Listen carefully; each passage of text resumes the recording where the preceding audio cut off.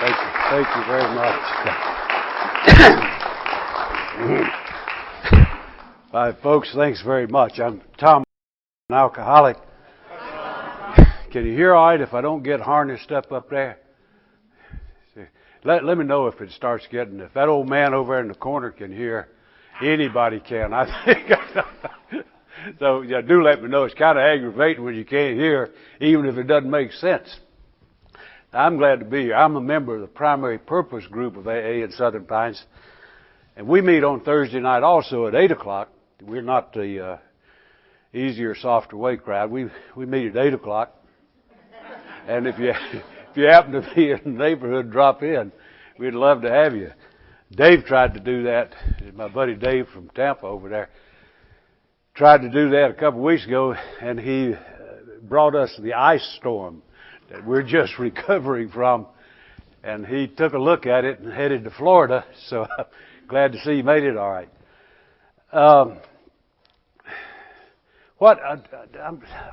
I'd like to do that format. And the problem is you're going to have to keep me honest now, because you let me have too much time to prepare. Oh, by the way, in case you start to get feeling too good about the financial condition of the district, it ain't real good.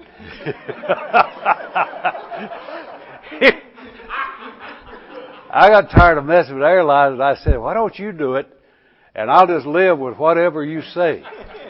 That was a bad mistake.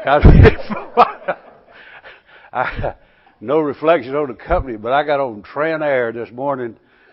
It's 5:45, I think, something like that. And I'm 2 hours from the airport. So you know where I spent the night. You know, it was trying to get that 2 or 3 hours sleep between times of waking up and looking at the clock. Is it time yet? You know, at 3 o'clock I'm boogieing down, saying, oh, what a thrill. I'm going to Florida at 3 o'clock. So I'm going to get my $69 worth out of that flight. I'll guarantee you that.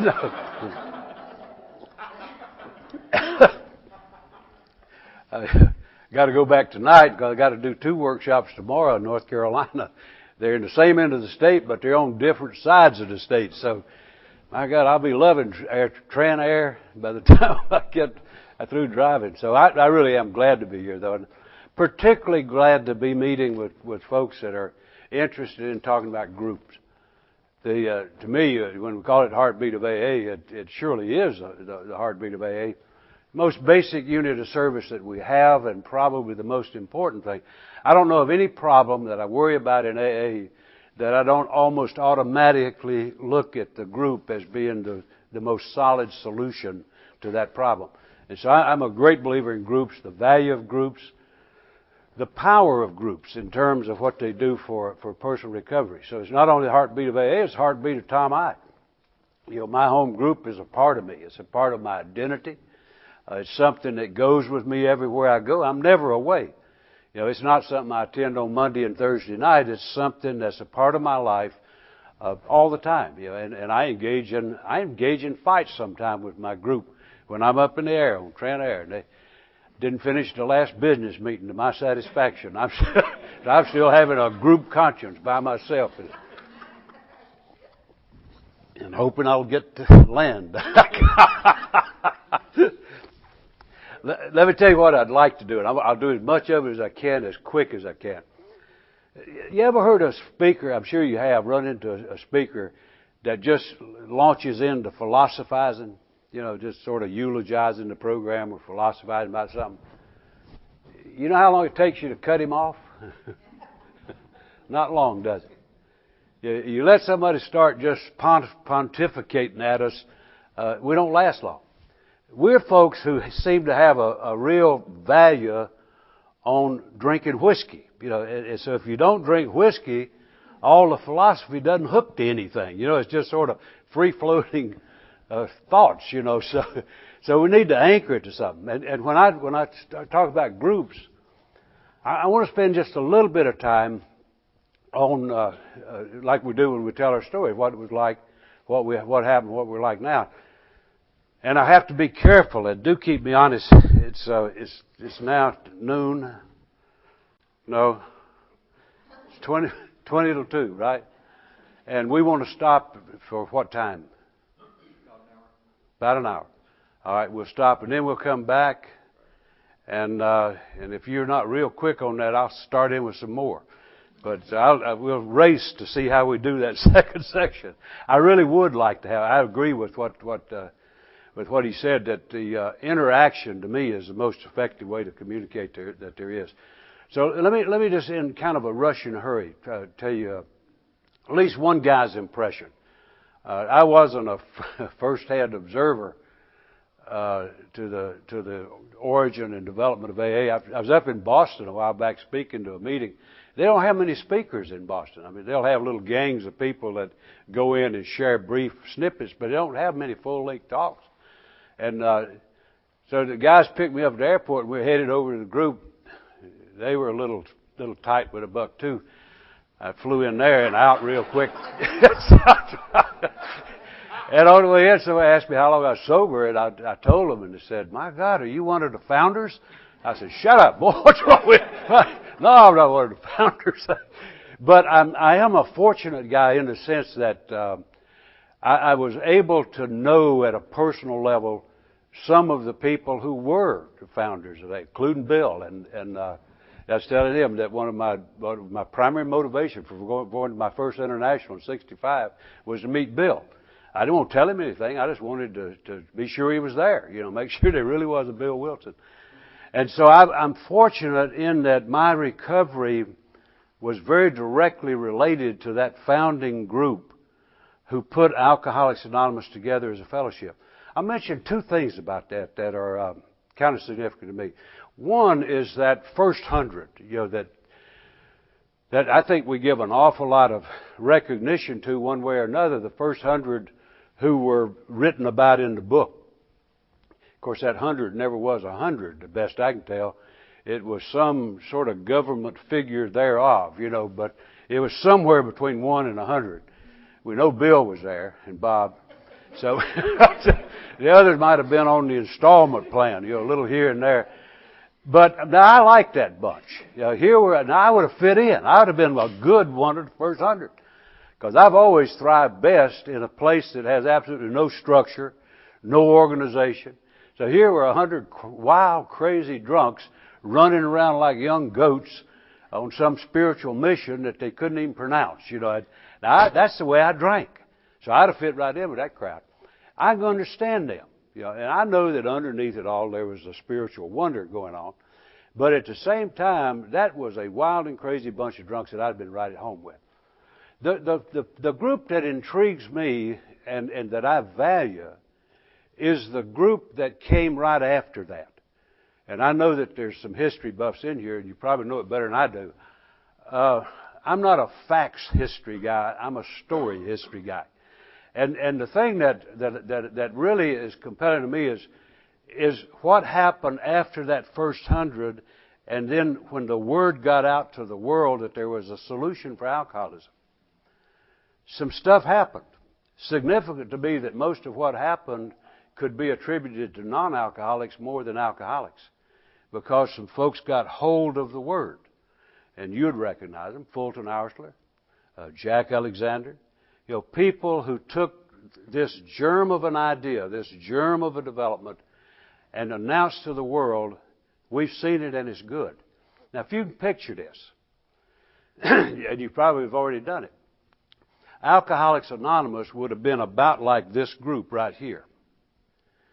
Think for just a minute if we were it. If this is all there is, there ain't no more. Think about what would happen if we got in our hands what those guys got in their hands back in 40, 41, 42. And here were that little handful of people, and the word got out, and 8,000 desperate pleas for help came in from all over the place. And there weren't any missionaries to send out. And what happened was that it's kind of like it says in the book. Some of us travel and we'll get the word out and stuff like that. And so it started to happen. Somebody planted a flag in Orlando, Florida. I don't know who it was. Somebody here may know. But somebody got the word in Orlando, Florida, and said, let's do it here. And held the fort till somebody else came. Now, those are the heroes to me. I can understand the Rat Pack. I can understand the guys just charging off in all directions. But to take that lonely vigil, and I was early enough in the program that I was one of the guys that held that lonely vigil for far more times than I ever wanted to. It's a weird feeling when you're sitting in a city and you're the only living soul in Alcoholics Anonymous that's showing up. Strange feeling. And so when I think about those guys that did that in Orlando, Florida, and Southern Pines, and Yuma, Arizona, and Ventura, California, even Oxnard. That'd take a hero to do it in Oxnard, I tell you what. But picture those guys and gals who took that flag and stood there and said, let it be here. Those were the people who carried the message to me. What a fortunate person I was in that when I came in the mid-50s, the guys that were out actively carrying the message were the folks who responded to those pleas for help and put Alcoholics Anonymous in existence around this country. Really interesting to me. I get caught up missing it, but I'll shift over here in a minute. It's really fascinating to me. In North Carolina, the first AA meeting ever held in our state wasn't really a meeting. The first AA talk ever given in our state was in a prison right by the Charlotte airport. If you fly in there, there's a little small prison still there. And just like it says in the book, this guy was flying in, and I met him. He was a good guy. He started a lot of AA groups. And he was flying in, he looked down there at the prison, he said, I bet there's some drunks in that place. And he got off the plane, he's supposed to be out selling something. And he went in there and told the warden that he'd like to talk to the drunks if he had any. He said, my God, we got some. And you can have them. So this was an all-black prison back in the separate but equal days. And this guy pulled them out to talk about something called Alcoholics Anonymous. First meeting ever held in our state. Never turned into a group. The first group in our state, I'll tell you what I mean about the flag holding thing. The first group in our state started as a direct result of what Bill and those guys had in mind when they sent that book out. A doc in Shelby, North Carolina, got word of the book, ordered it, got the book in. He was a drug addict. He was not an alcoholic. A drug addict. He never got clean. But he caught the idea, and he pulled some guys together that he knew had problems and said, hey, there's something here that may have some worth. I met those guys. I met nearly all of those guys. I ate with most of those guys. And you can picture that. This is Alcoholics Anonymous. You talk about surviving on a thread. A drug addict doctor's got a book, probably wrote a bad check for it, if he's a good drug addict. Yeah, please. I got to drink some coffee, stay awake. He got me up at an ungodly hour. I'll forgive him in time. They asked me to speak at the 55th anniversary of that group. And I went up there, and the most fascinating thing to me, the two nurses that were on duty the day that this doc pulled in those alcoholics were both still living and both at that meeting. Thank you very, very much. And I was just fascinated with that. I couldn't wait to get them over in the corner. So I got them over there and I said, I just got to ask you about this thing. When this went on, did you sense anything important happening? The first one said, no, it really didn't look like anything much to me. It was just some guy shooting the bull. I asked the other one, and she said, I had a sense it was going to be important. And that was the development of Alcoholics Anonymous. And that little handful of people held on until help came, until something started to form. So when you look at the history, there's some tremendously important stuff that, and I'll just characterize two or three things here, and then move into some stuff about specifically about group. All of this to me has a real fundamental kind of importance when you start looking at what a group's about. is where do we come from? Why do we need each other? And this kind of thing. And so that development back in those days was extremely action-oriented. You know, we were not a real finesse fellowship, not by any stretch of the imagination. This was a go haul down drunks, wrestle them in the car, get them sober by any method that you possibly could. And it was action days. There was not a lot of... We talked about the big book. Some even carried it, but I'm not sure many read it. You know, it was nice to have. You know, it carried about like a security blanket. We did a lot of meetings about steps. But the primary characteristic of AA in those days, even when I came in, was go get 'em, Tiger. And literally at one time, I don't think there was a member of Alcoholics Anonymous who didn't come in as a direct result of a personal relationship with another alcoholic. One person who went beyond the norm to reach out, and it caused a chemistry to happen, it caused a bonding to happen, and it caused a commitment to the lifeblood of Alcoholics Anonymous that's vital to this day. And so when I look at that of what we were like, that certainly was it. Now those were kind of ugly days, but they were beautiful in terms of the active work of each one, reach one, working with drunks. You know, I maybe get 3 or 4 12-step calls a year. Now I've had that many in a day. And so good old days, when you think of them in that term of volume of business, good God, there was an enormous difference between what's now. And then what happened? You know, what happened? And what happened, it's just my own kind of view of stuff, but that started to change. Now let me make 2 points that I really, that'd be important for me that you understand it. One is that I've got absolutely no bricks to throw at anybody. I mean none. I am not mad at anybody. I am not negative toward anybody. I'm not here to attack or crucify anybody. Most of the problems that we've encountered in Alcoholics Anonymous, I think we own. And they're more because of our actions than anybody else. The other thing that I just forgot, it had to do with what was... It'll come back. It'll be back in a minute. Yeah. Got air sickness. But what happened was that a thing called, well, a number of things. One, alcoholism started to be grudgingly, it never was declared an illness or a disease by the medical association. It was sort of nodded to as being like an illness, you know. But it was enough to start getting a little polite chatter about it. Prior to that, during the days when most of my wild and woolly part of the action was occurring, there was no place for drunks. There was none. I mean, there was no such thing as a detox. You know, well, it was, but they called it the county jail. Yeah, there was no detox, no hospitalization. If you had enough money to buy the hospital, you might get in, but that's about it. You know, you try to take a kick and screaming drunk in there, you can thump it up. You ain't going.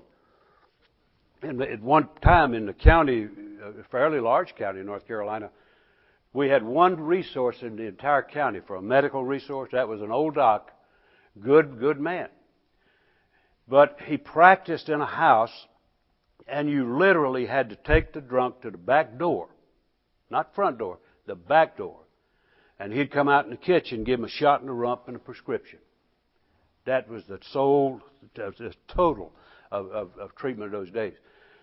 Well, you can imagine, I for one was real pleased when there started to be some developments that provided resources for dealing with drunks. And I was thrilled about it. Came along when that medical association started saying it's like an illness. And not too long thereafter, insurance companies started nibbling at maybe paying for service since it was like an illness. And some amazing things happened. An enormous number of people in this country became tremendously dedicated to the care and treatment of alcoholism. And we had treatment just grew up absolutely like a boom crop. And I never believed I would ever come to see the day, but I did. And you did too. Most of you did. Where treatment was almost available on demand anywhere in this country. Almost available on demand anywhere in this country. And tremendous thing. A time in this country when dealing with alcohol and drug problems made it to a presidential platform. Can you believe that? It was actually on a presidential platform. There in the politicians of the country, it would have been a fool not to have a proactive position on this. So there was a real boom time for anything to do with alcoholism, and so some really interesting stuff happened. And from my standpoint, the other thing, you're right, it came back. The other thing that I was thinking is that, when I talk about stuff that happened, I've already dated myself. I want to be sure that I never forget that everything that happened on my watch. I'm one of the people who contributed to everything that happened in Alcoholics Anonymous, either by my action or my lack of action. Now, I'm just one guy, but I'm doggone sure one, and there are things that I can and should and maybe could have done. So what happened during that period, I think, had some real impact on our fellowship. Some real impact. I don't think we dealt with the emergence of treatment very well. We started hearing stuff like, those folks are doing our work and getting paid for it. Started hearing that. We started hearing that what they do there is exactly what we do, that it's a ripoff. But we started hearing a lot of things that treatment has some magical value, that if somebody goes through a 28-day program, it's anywhere from 1 to 5 years equivalent to 1 to 5 years of recovery. Those are all just kind of hyped up comments, but they started to get things. And real interesting from the way I looked at it, the way we dealt with that was that we backed off. We backed off.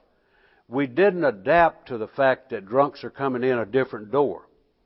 What we did was so busy attacking the door that they were coming through that we let the drunk get lost in the process. And so we got into a sort of a kind of a negative defensive posture toward how we deal with alcoholics. And unfortunately, the drunk in the middle is the one that took it on the chin. And so I think some really troubling kind of things happened in how we dealt or failed to deal with the emergence of treatment.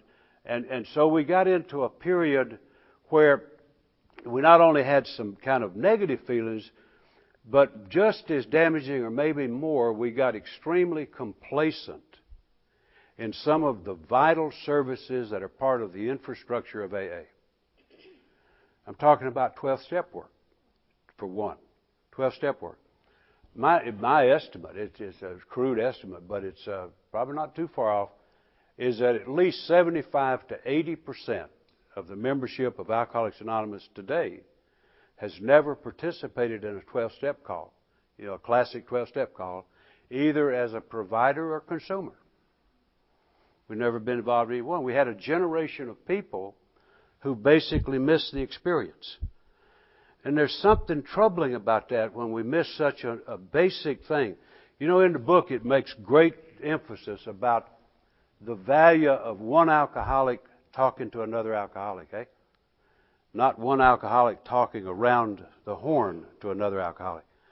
And so something very troubling came out, the way it looks to me, of that vital connection of each of us having a vital connection to the new person coming in.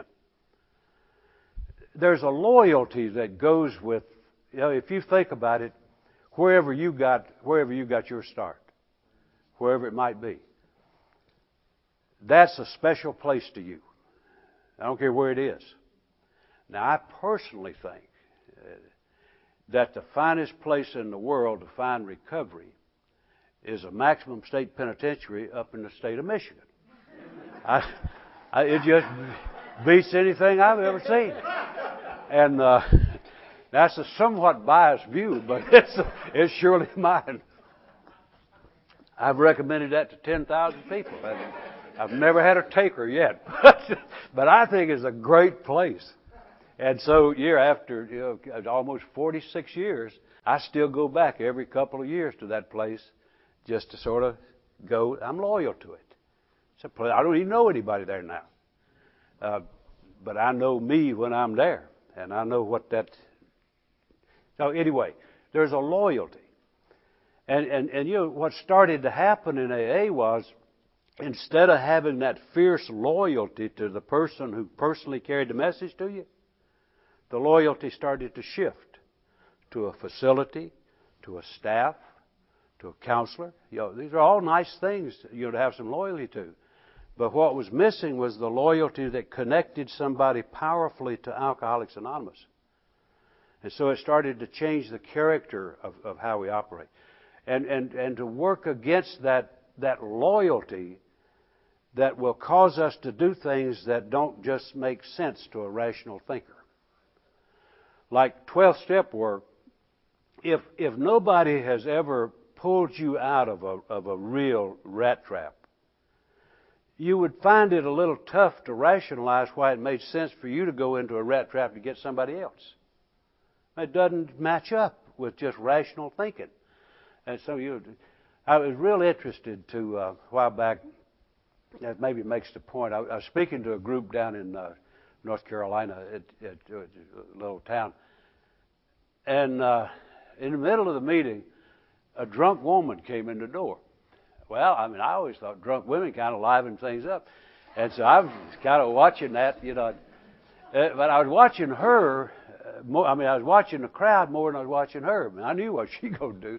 And, no, she did surprise me. For some reason, she made her usual kind of bobbly trip to the kitchen, went to the kitchen and started rattling pots or something. I said, God, she got to be drunk.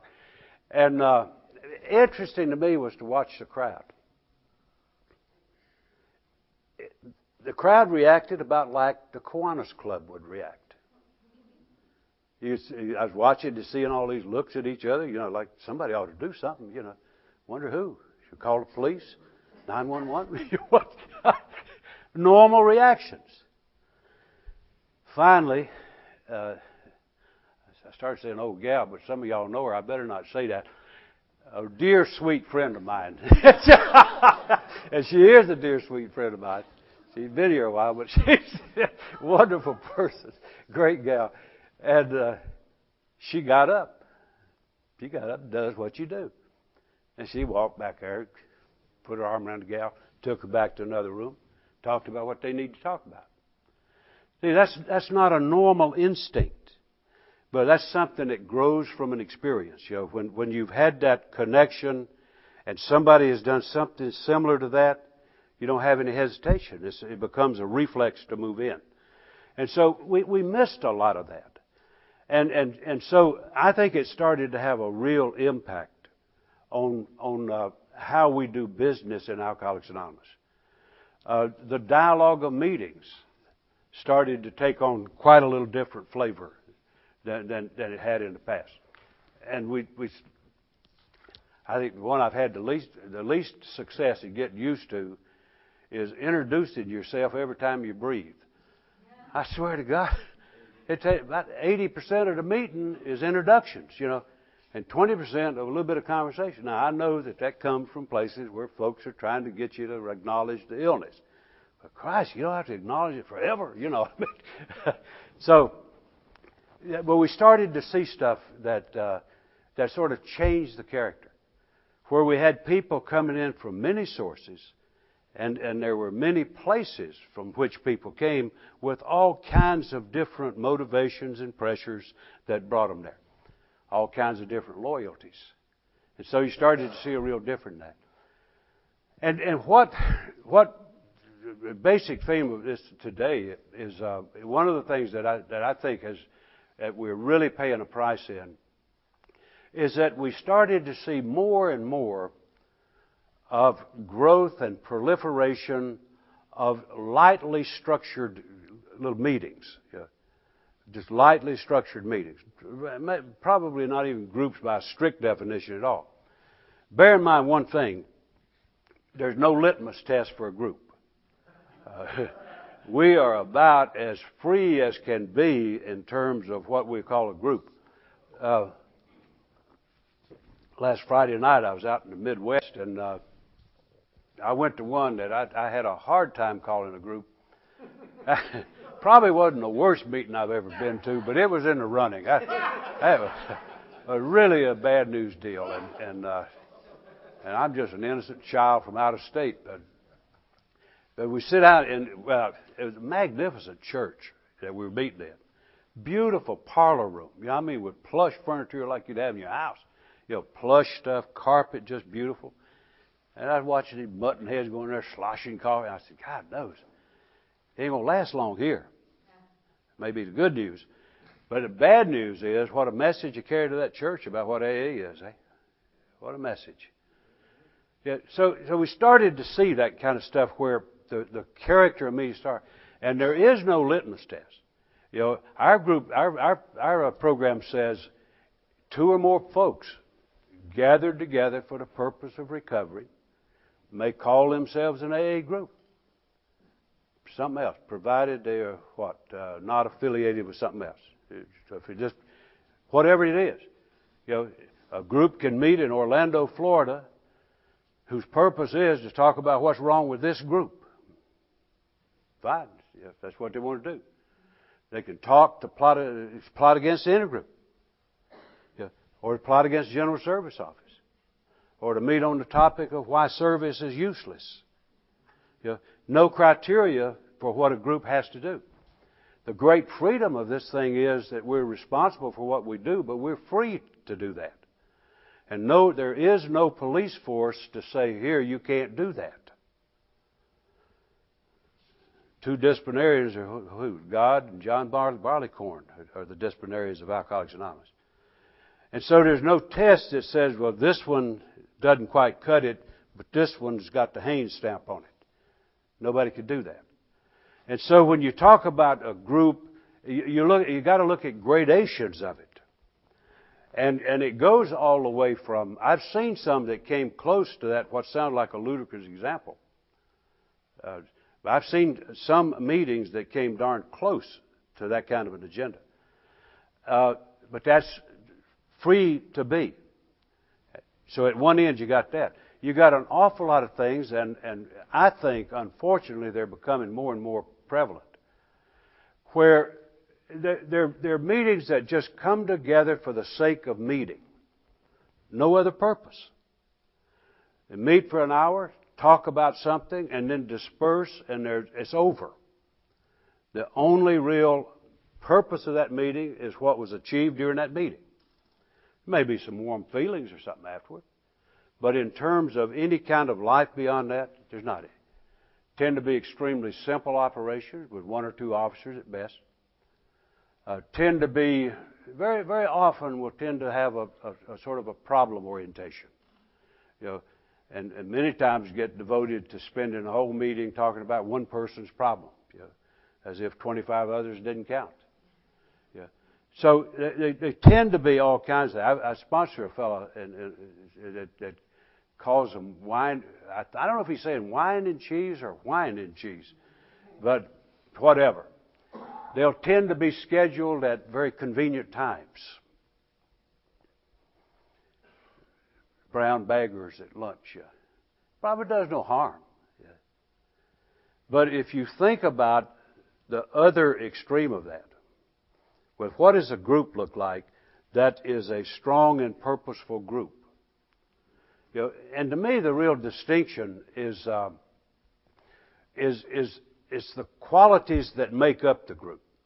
Like in Alcoholics Anonymous, we have 3 legacies.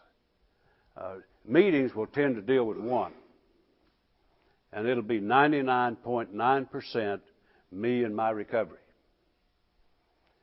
It will barely make the scale to talk about unity, how I live in cooperative, good relations with the world around me and the people in my group and other folks in my life. Rarely get into that. Rarely get into service. Yeah. Very often, not all cases, but very often don't contribute whatsoever to the fellowship that they claim to be part of. So you go from that extreme to others that are highly structured and groups where all the legacies are in place. So that, oh my God, I thought I'd lost my deal. I get almost through before I even think about my notes. Let me run through, and I think we'll come close to the break. We started at 1:30. We'll go, okay, I got you. Let me run through a few little characteristics that, if you kind of see what we've talked about so far, about a little of the history that shapes where we are, about the kind of experience that members now bring to the program compared to what it used to be a few years back. And so when you look at that, I just jotted down some characteristics that seem to me in place for these kind of things. When I look at a meeting, they'll tend to be pretty casual and not organized. The one or two officers, geared to convenience. Most members are visitors. Most members are visitors. You know, who welcomes somebody to a casual meeting? I mean, you howdy do somebody, but you ever have a greeting committee? Well, everybody's a visitor. Everybody just sort of comes together casually. I don't know. I can't even remember that. Usually non-contributor. I mentioned that. Recovery focus only.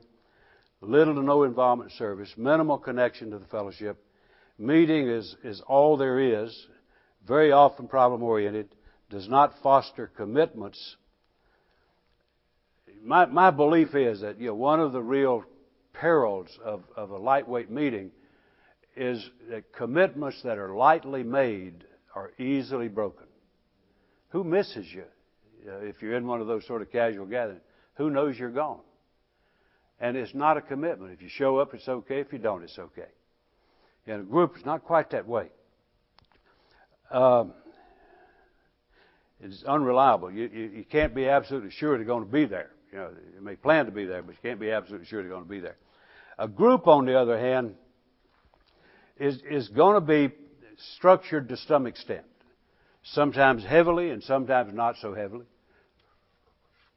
To me, that's a real plus because it's one of the things that breeds trust. When a group does what it plans to do, it breeds trust. One of the reasons that I'm loyal to that group up in Michigan that I attend with some frequency is that's the first group of people I ever trusted in my life. Strangely enough, a group of guys in a maximum custody penitentiary was the first people I ever trusted in my life. Because they were the first people I ever met who did exactly what they said they were going to do, when they said they were going to do it, and you could count on it. If they said we're going to meet, we're going to do step 5, that's exactly what we did. We met right on time, and we got the business done. Very important that it's not just some happening that's sort of loosey-goosey, fly by the seat of the pants. It has a thing that I think is critically important. We don't talk about it a whole lot. But there will tend to be a sense of membership, more importantly, a sense of belonging. I'm not the only guy that ever came into Alcoholics Anonymous that was isolated in a very real sense from other people. A group is one of the places where you start to feel that sense of belonging. That somebody does miss you if you're not there. Every time I'm out of town, I have to put up with all the catcalls at the next meeting about my lack of commitment or whatever it is that they're on me about. But it's a loving thing, and it's a thing that makes you feel a part of that deal. So very, very important. A sense of belonging, tremendously important, I think, as a part of recovery. It's accountability, just like those folk are doing with me when I go in. There's an accountability to that I take my place and I'm accountable for my action. All legacies functions.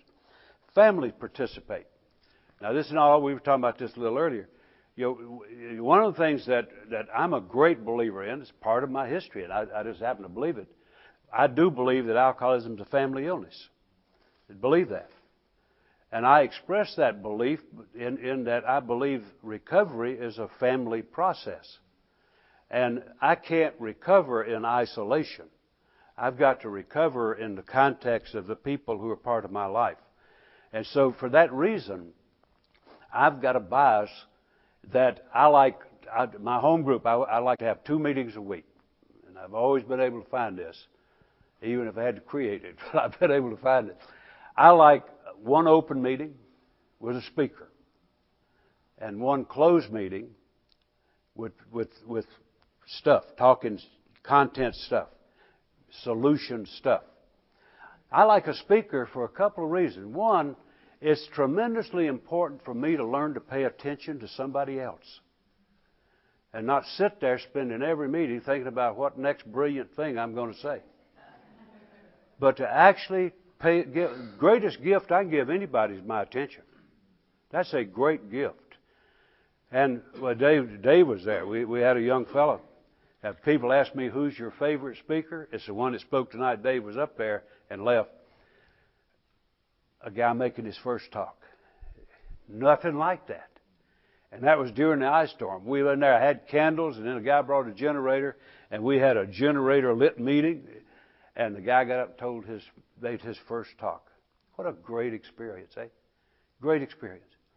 And to have an open meeting where families can come together and experience the juices of recovery. A lot of healing involved in that. And so I like for Alcoholics Anonymous to address the illness and not just the thing. Now, there's a great place for closed meetings. I'm a great believer in closed meetings because that's where alcoholics learn to trust for real. I'll never forget the first time I ever said to a group of people, I'm an alcoholic.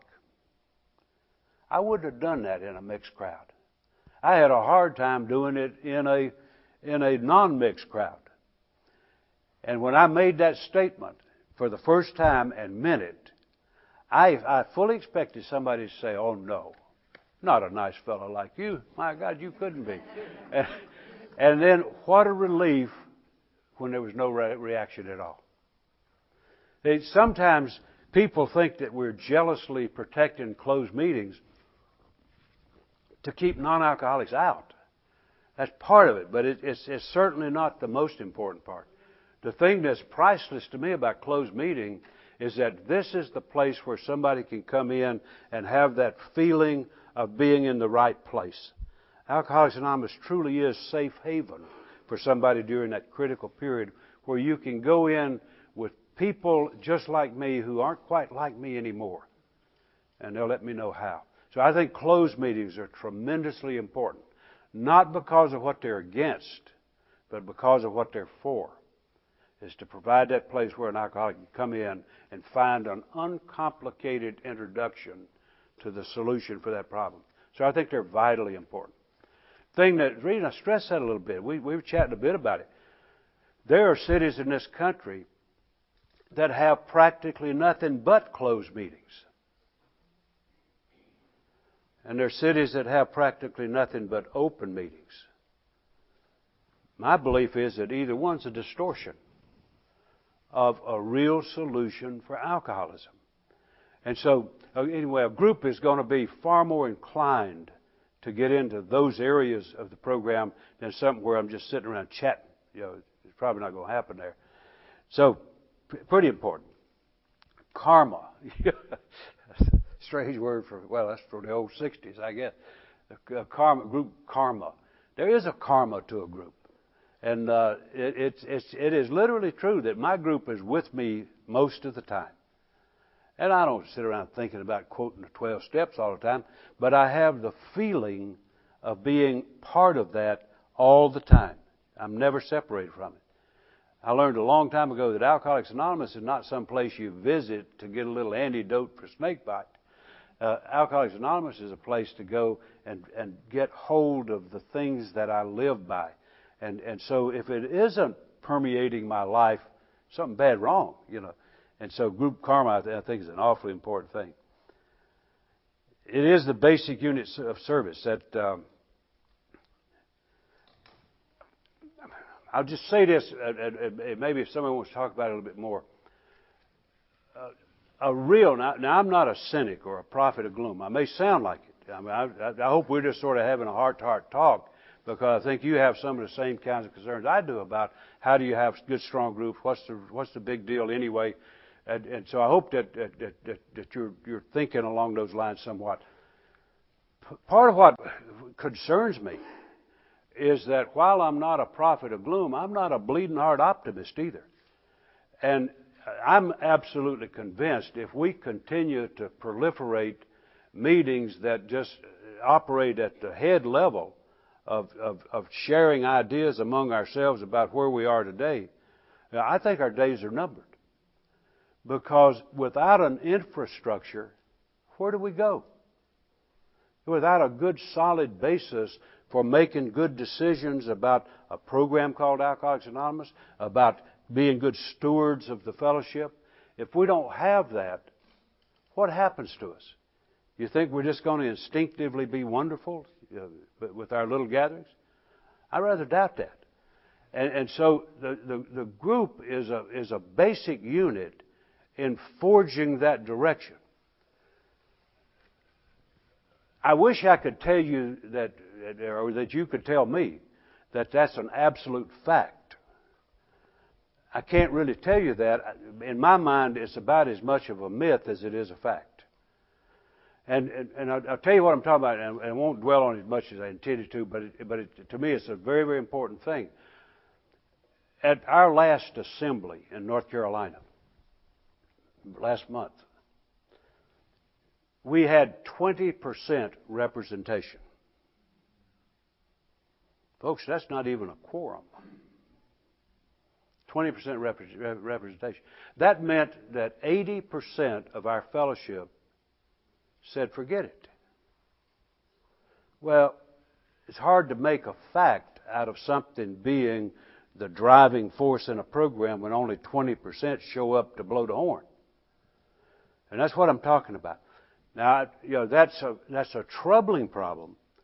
I think some of it has to do with quality of groups and the dynamic involvement of groups in something beyond just me and my recovery. Certainly, that's a big part of it.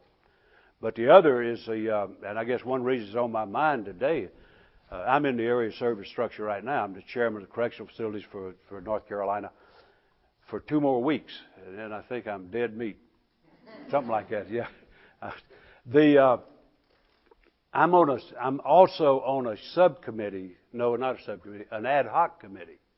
That means you do your work and disintegrate. That means you don't stay there. You got a job, and our job in North Carolina is to evaluate our service committee system and make recommendations for change if any are needed. Our evaluation took about 10 minutes. And the rest of the time we've been locked into, so what do we do about it? What we concluded was that in terms of a viable connection between our area work into the grassroots of Alcoholics Anonymous didn't exist. It was a sad joke. And so we start out with that we got big trouble in that. And so our job is I won't go into the stuff we're working on, but I'll be in a meeting next Wednesday where we'll try to put a wrap on a big increment of that, where we will try to make a change in it. And those are not insoluble problems. They're tremendously important problems, because without a good, strong group constituency, then nothing happens. And so this whole idea of the group as the heartbeat of AA, as the pulse of our fellowship, of the driving force in our decision making, can only be true if we have groups that do in fact take that kind of thing. And so little light sporadic meetings are not going to produce leadership. And I'm one who believes that leadership is not a dirty word. It's in our second tradition. We're not bosses, but leadership's important. This thing today didn't happen without some leadership. Somebody's willing to step to the plate and say, let me take a cut at this sucker. That's tremendously important. Every one of those people that planted a flag was a leader. Without them, there wouldn't be any Alcoholics Anonymous. So, anyway, That one kind of rings my bell. I've got to get on. All officers tend to be there. Responsibility is a awfully important thing. If I'm visiting a group, I don't have any responsibility unless I just happen to reach out and grab it.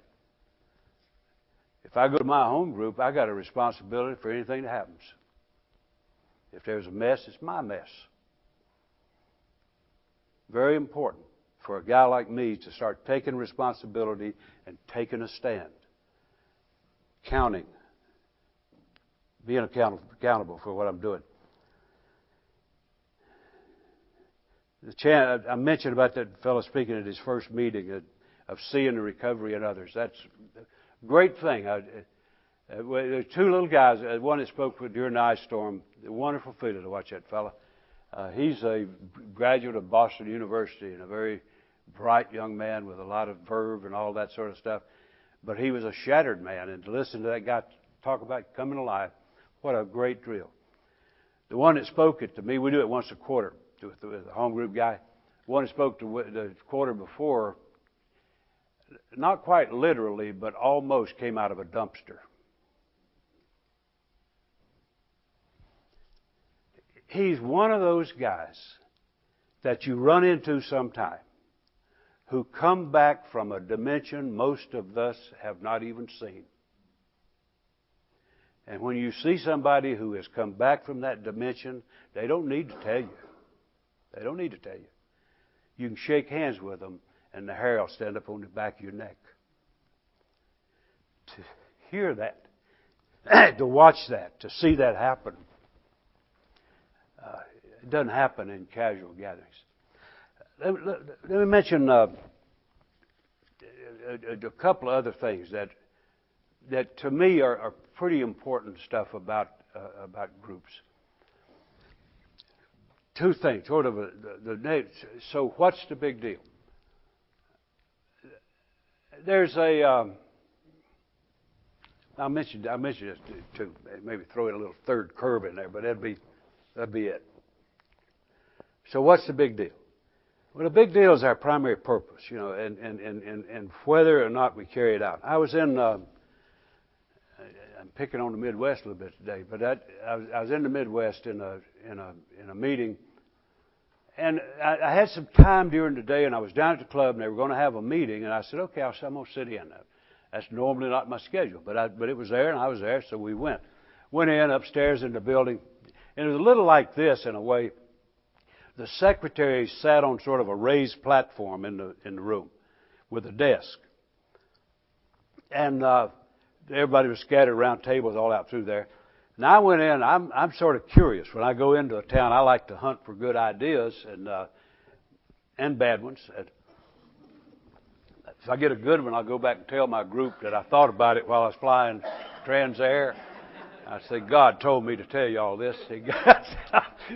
I like to pick up stuff. And I was there watching this thing, and I've always been troubled by folks that have to bring those little slips of paper, to get somebody to sign them. That's always just bothered the devil out of me. Because it's just such a lousy way to introduce somebody to AA. And so I was kind of watching. I saw they had a deal worked out for that. I don't know if somebody trains them how to do it or what, but the way it was set up, this secretary had an inbox over here. And so you came in, and the guys that had those little pieces of paper would put them in the inbox and go sit down. I picked a guy. I just picked one at random. And I picked a guy, and I watched everything he did from the minute he walked in that door. He's a nice, well-behaved fella. Came in, went over there just like a trained SEAL, put that thing right in the box, went down, sat down in the middle of the group. Meeting was on step 5. And he sat there. I never once saw him respond to anything. You know what I'm talking about? Normally somebody's going to shake their head or not do that or something, but he nothing. He just sort of sat there. And when he got through, he went back up to the desk. That's what he did. He'd pick up this piece of paper and go back out. Not one person spoke to the guy.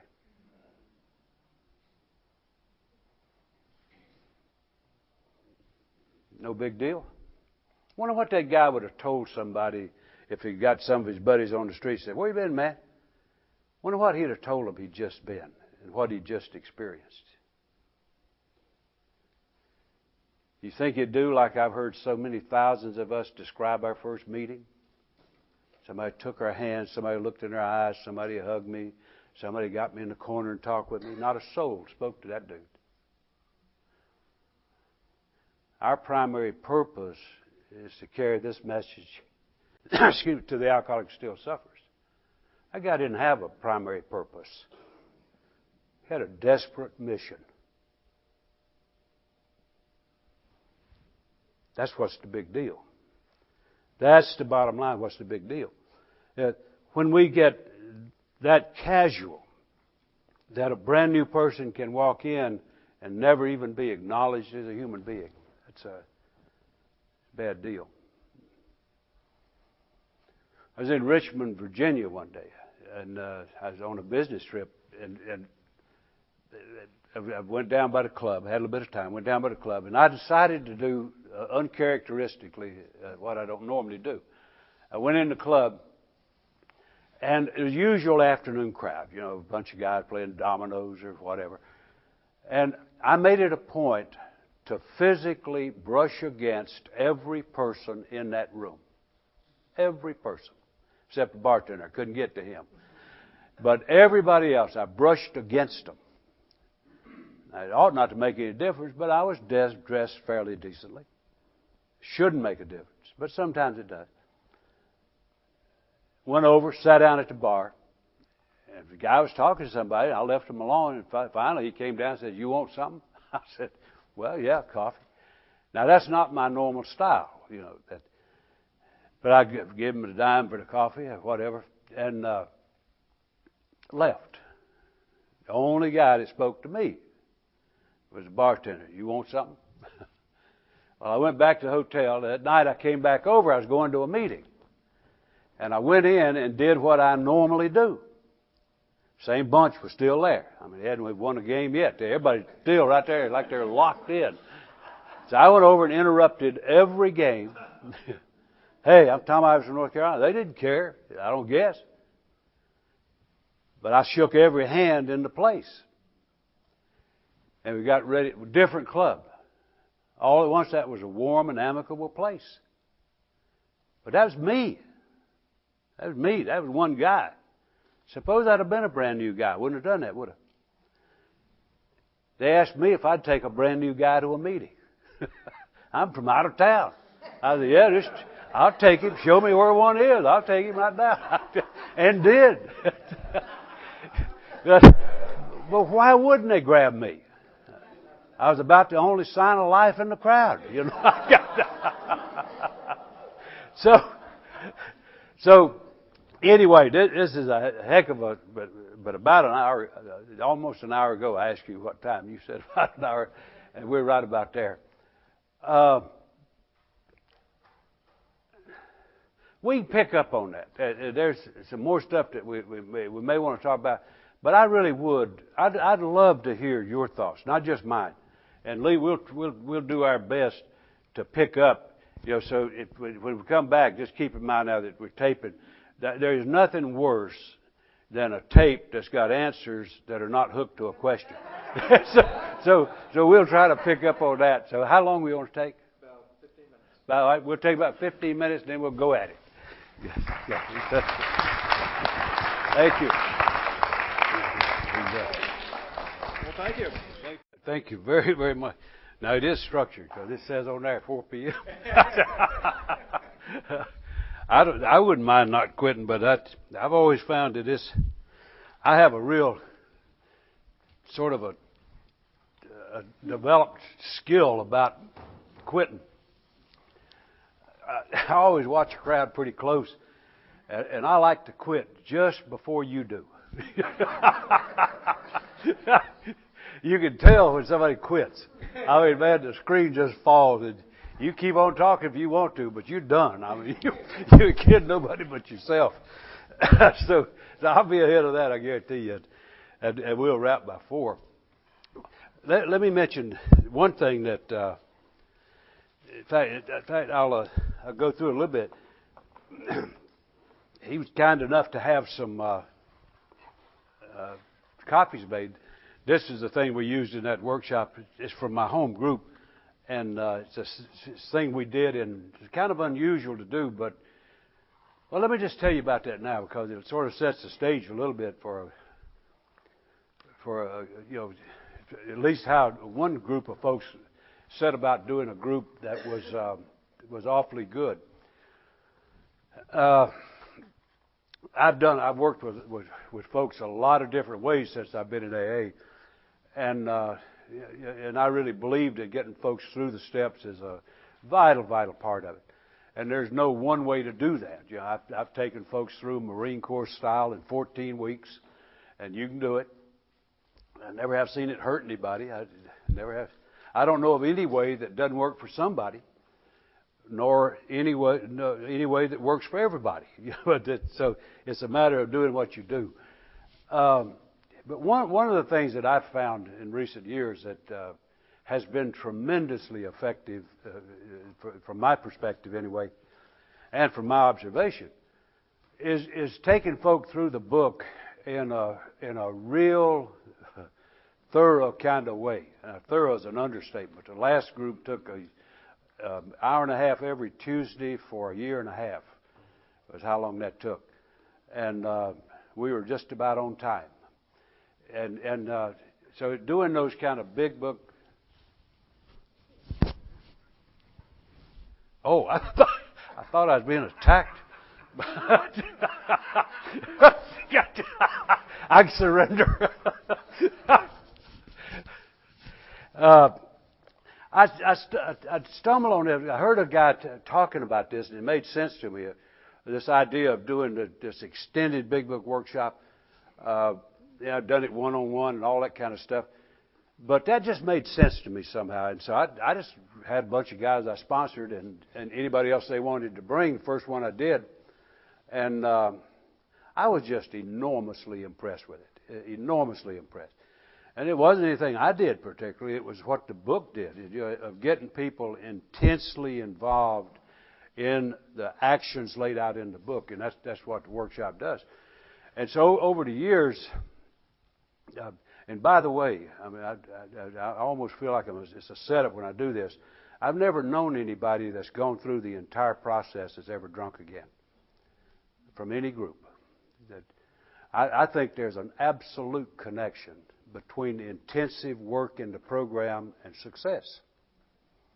I've never seen anybody OD from steps. Never seen anybody OD from service. I've seen an awful lot of people UD from lack of those things.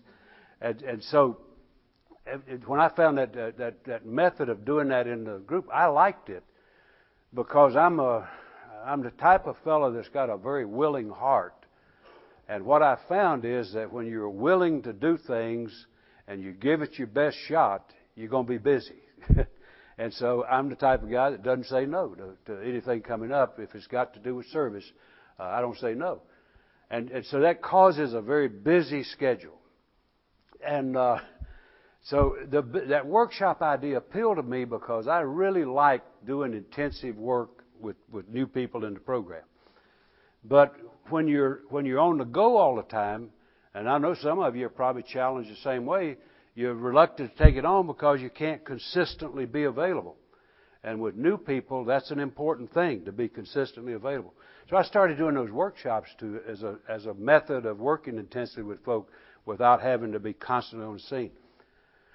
And I'll tell you this, if I had the luxury of time and had the time to do it one-on-one, I wouldn't do it.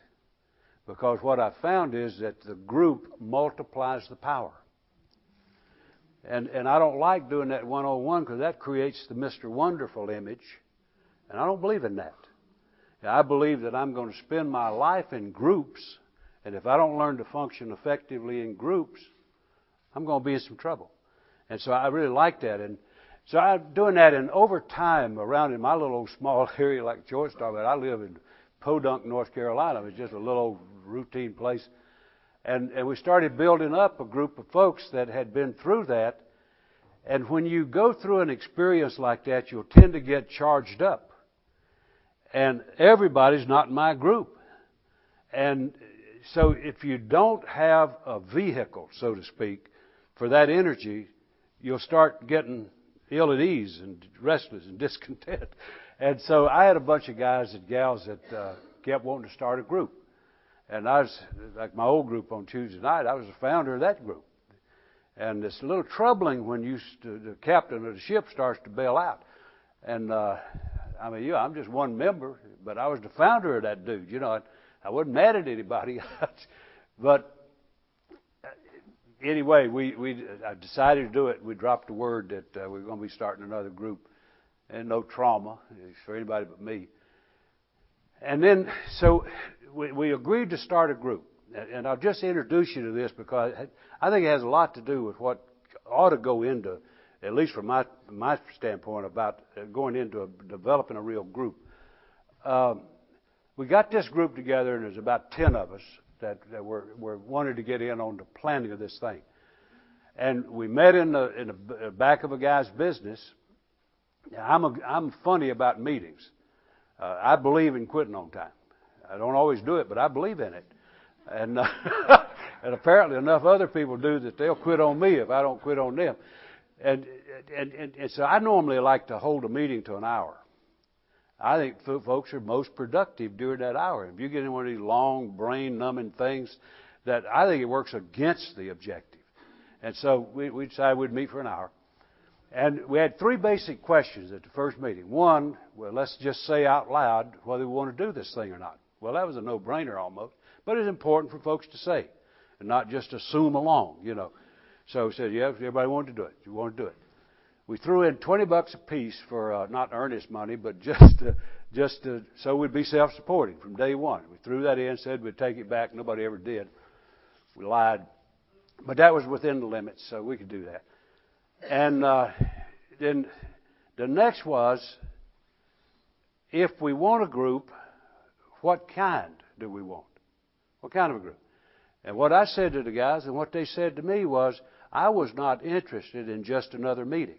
I had no interest in that whatsoever. I had a good group. What would I be giving up just to do something else similar? It'd be pointless. And so if we're going to do one, let's do one for real. Let's do one that's got some special kind of value. And so I'm a brainstorm type of guy. I really like brainstorming. You know what I'm talking about. Just take a board and just throw out what you think. I don't know about you, but I've noticed that my first thought is invariably my best thought. And I may spend 2 hours of debate, but it's circuitous debate because I always wind up right where I started. So I like brainstorming. I like to just go ahead and have an uncensored thought. If you think something, throw it out there. We'll put it on the board. You don't have to defend it. Nobody's going to argue with it. Just put it up there. Rarely ever take anything down. What we did, in fact, this is a product of it right here, that, and I think there's plenty of these here. If not, he has unlimited funds for copies. None for airfare, but he got a lot for copies. I ought to go on Delta. What we did, I was chairing the meeting, and so I said, everybody name one factor. And if you think about it, you'd probably do the same thing. If you were going to start a new group, what's one thing that you would absolutely insist on having in that group? Some quality or factor or component. What's something you would insist on? Well, brainstorming is not everyday stuff to everybody.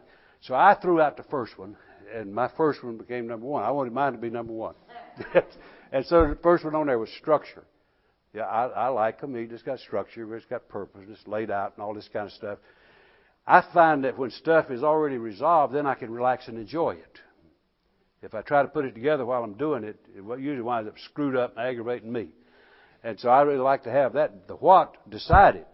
Then the how, just fill in, And so what we did, and believe it or not, we wound up with 19 items in 12 minutes.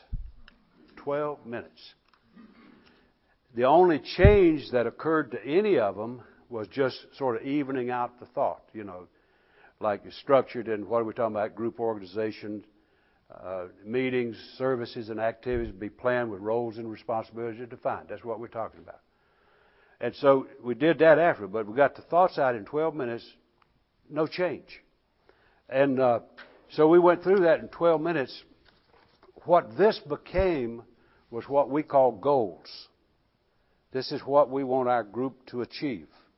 And I won't go through all of this stuff, but it delineates the kinds of things that we want to be in place. Focus, conference preview literature. It's kind of was not a no-brainer, but we wanted that to be a fact in our group. Newcomers, given sound information about AA. I used some of that stuff you gave me from California in helping to do the newcomer deal.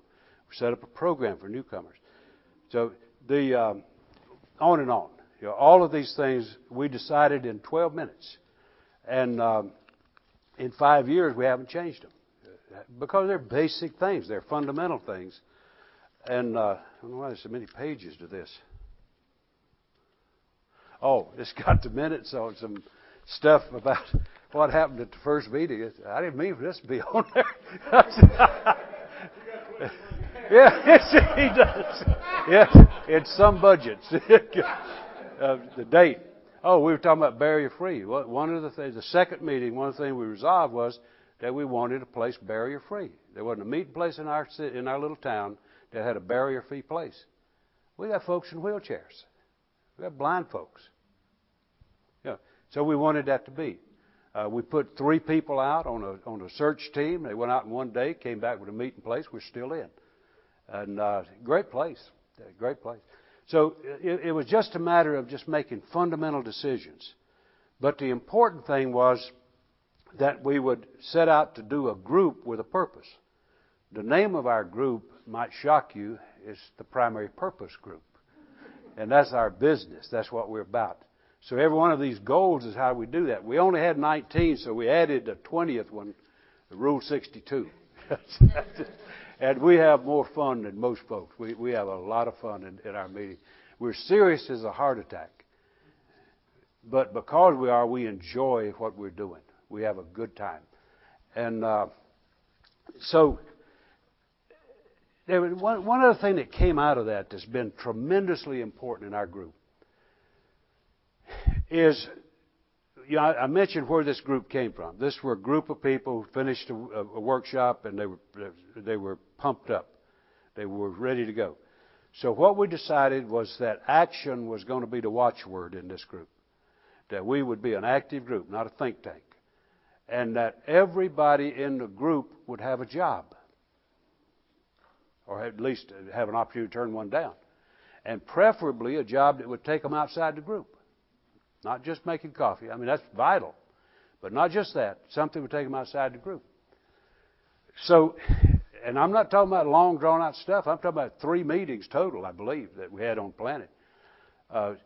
We decided, in fact, it took me a while to realize it was already written out in the 3rd Legacy Manual, but we decided to set up service committees in that wheel-shaped thing. With cooperation with the professional community, public information, treatment facilities, correctional facilities, Grapevine, we added a newsletter, added a newcomer deal. Wound up with 10 service committees that we would staff.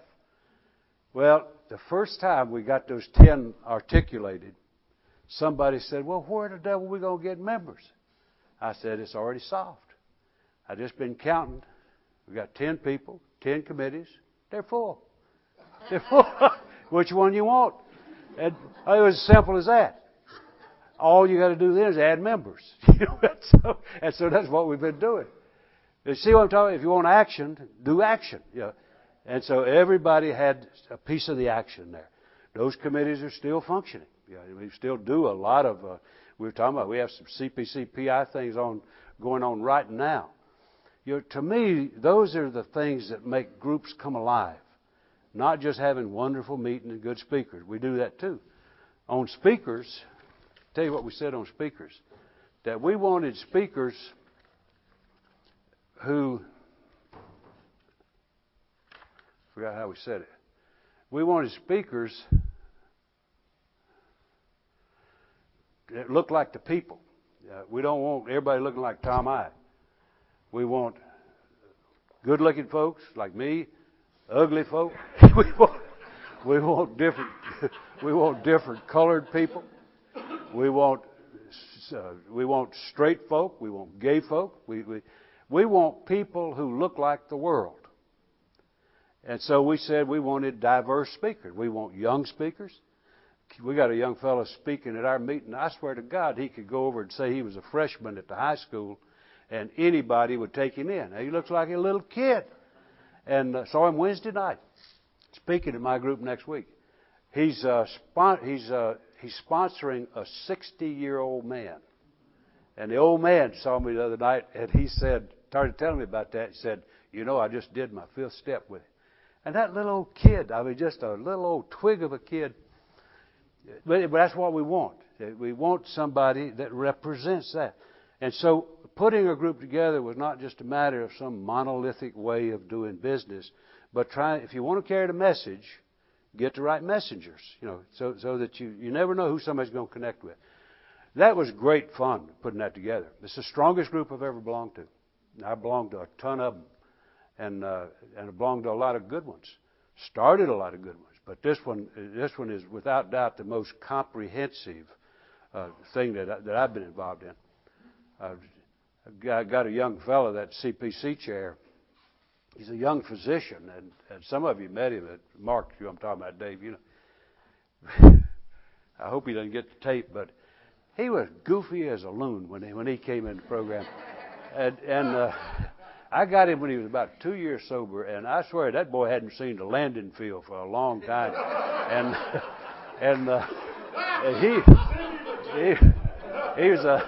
He's an anesthesiologist by profession, and he got himself mixed up with a patient quite often, and he was captured by the capturing authorities, and I think I spent most of my first year with him listening to him say, I will never be able to practice my profession. Nobody is going to take somebody who violated the anesthesia laws, and nobody's going to ever let him practice. And every time he would say that, I would always say to him, do you know who you're talking to? Yeah. I'm a guy that found AA in a maximum custody penitentiary and wound up being warden of a penitentiary. Every time I'd say that, he'd say, oh yeah. Today he's a card-toting anesthesiologist. And July he'll go into specialty. What is it they call it? The heart stuff. Cardiological anesthesia. Hey? What do you call it? Cardiology. Yeah, but the anesthesia part of it. He'll go into cardiological anesthesia. Jeez. I didn't have to know words like that till I started sponsoring yo-yos like him.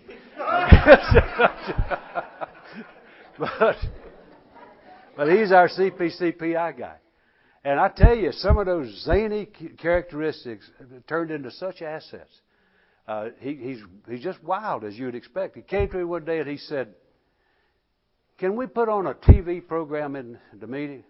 I said, no, you can't put on a TV program, you dummy. He said, no. And I said, well, tell me what you're talking about.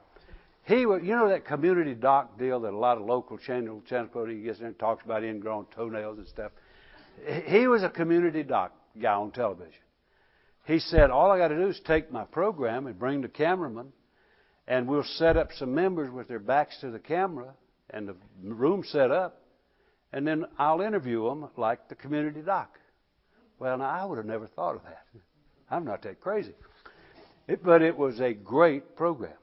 A great program. That's exactly what he did. Wild stuff.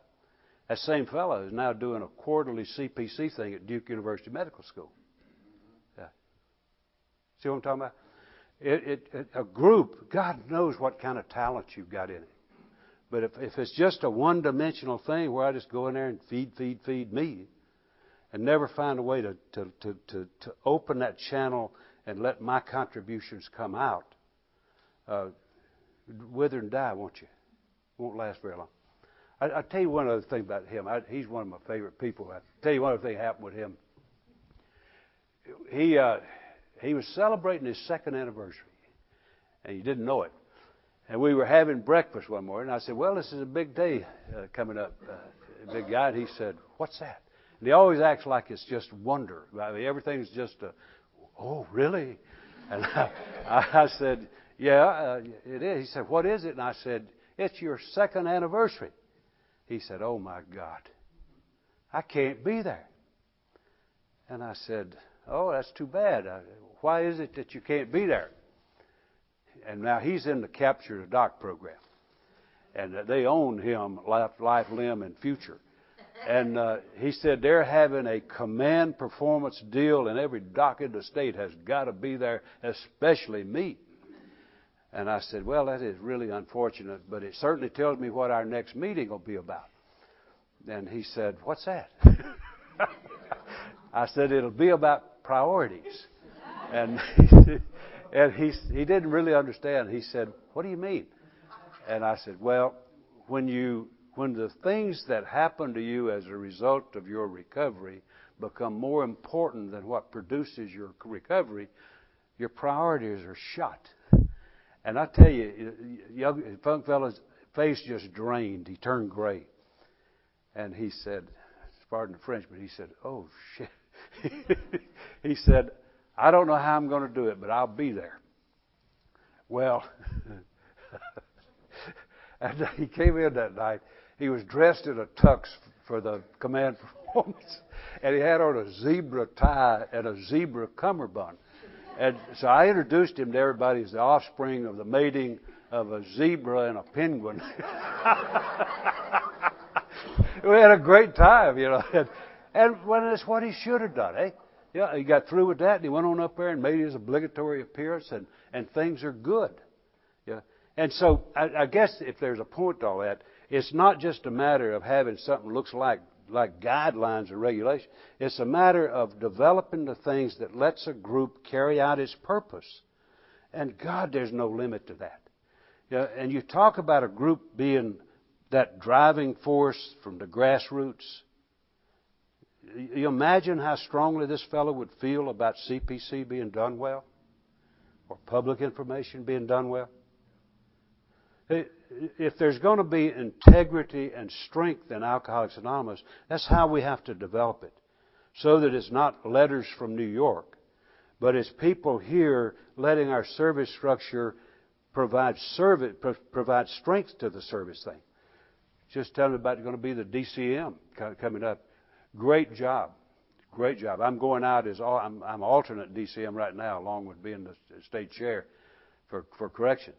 That's a great job. A lot of things being done in district stuff. So that's longer than I meant to talk about that. But to me, grab hold of one of those things, and it's just one example. And there's nothing brand new, nothing unique in that. It's just a matter of pulling together the tools we've got and focusing them in a group setting. And it's just been a tremendous thing. We never have planned to be, but we're one of the heaviest contributing groups in the state. We're not competing with anybody. But people who are involved in service, involved in the fellowship, are going to get involved in every way. And so, good stuff. Anyway, enough. Let's just talk a little if we can.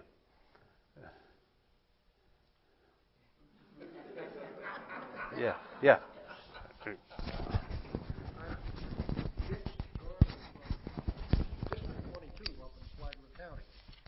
Happy to be here today. I have a couple of good tapes.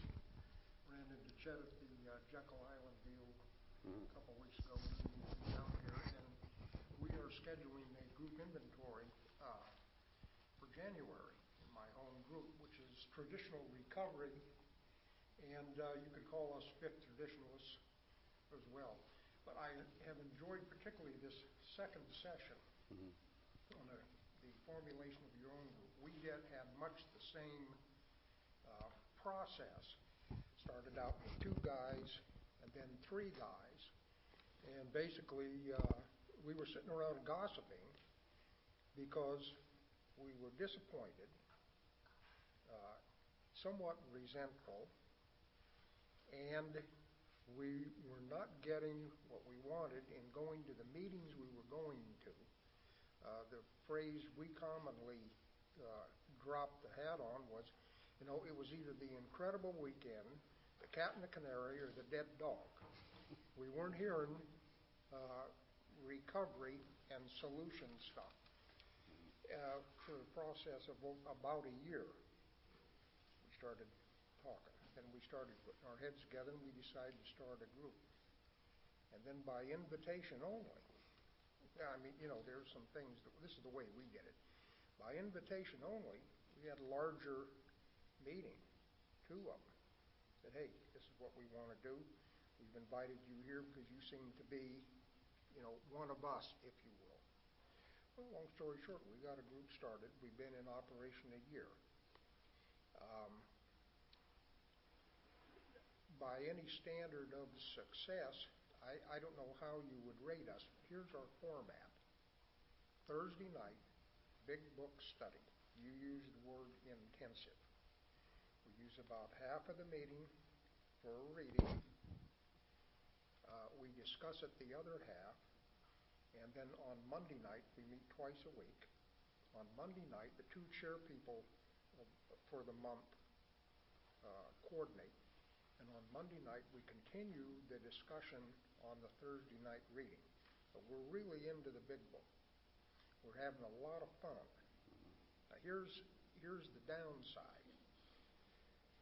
Our membership has stayed the same. Attendance at meetings is about 80%. Some people can't come both nights of the week. But our members are loyal, solid, regular attending. Visitors usually don't come back more than once. And the feedback we're getting is they're too serious, they're too rigid, and they're too structured. And that one of the reasons that has led to our decision to do a group inventory. We have kind of concluded that all we have to do is suit up, show up, and keep doing what we're doing because it's what we want for our recovery. We're working the solution here. One of the real downsides that we've noticed and we consider a problem is what do we do about the newcomer, the beginner, the drunk? You see, we're not structured for them. Occasionally we get one that comes in, and if we're on page 67, no, we're not going to 12-step this guy.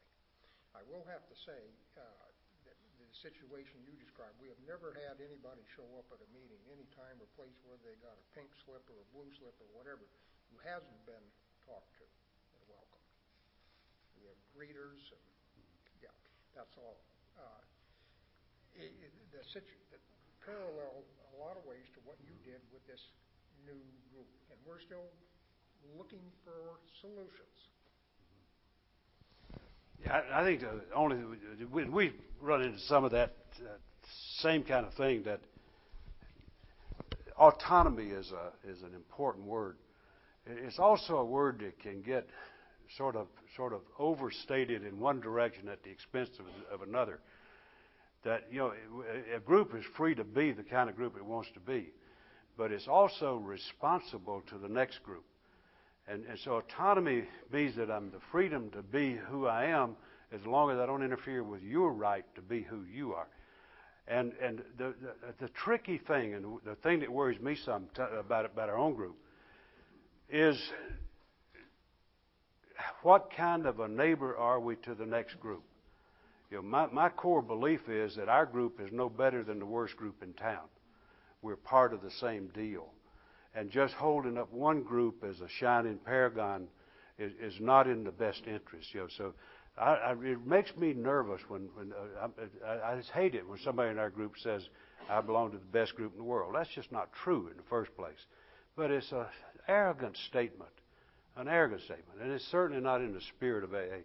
So the way I tell you what happened, I don't know why it happened like this, but we never sent out a single flyer or made a single phone call.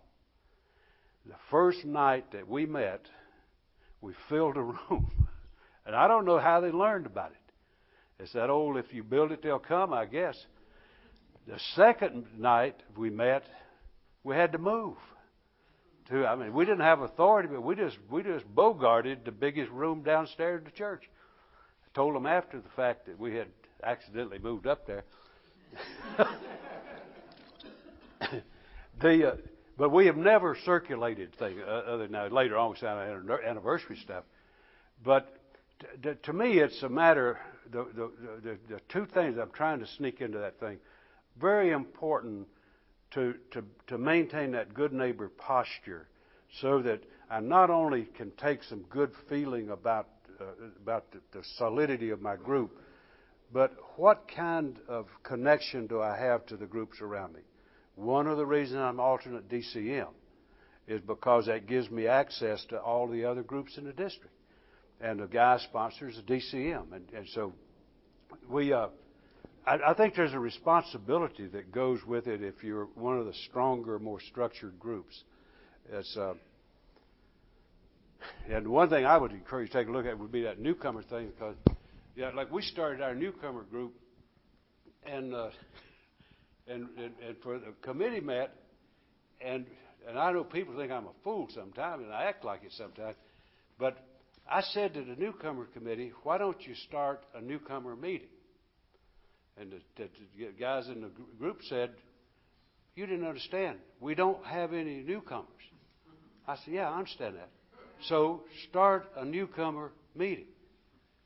Well, they thought I was nuts, but they started a newcomer meeting. 40 people came the first night. 40. And that's word of mouth. We didn't call anybody.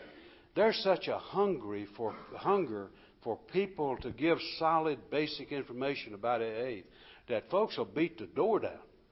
And so we just were avalanche with people coming in.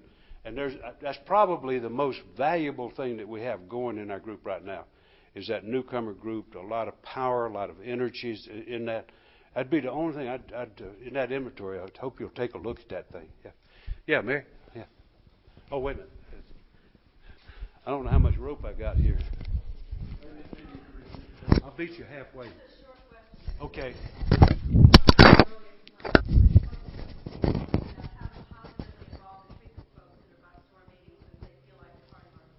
Say that one more time now. How to involve the treatment folks to get bussed to our meeting to feel like they're part of what we're doing? That's a real good question. She's asking about how do you get people coming from treatment centers to feel like they're involved. How do you get them involved in our meeting? I don't know of a more troubling dilemma in the program than that thing of there's sort of a herd instinct that goes with it, particularly if you've got a shepherd with you.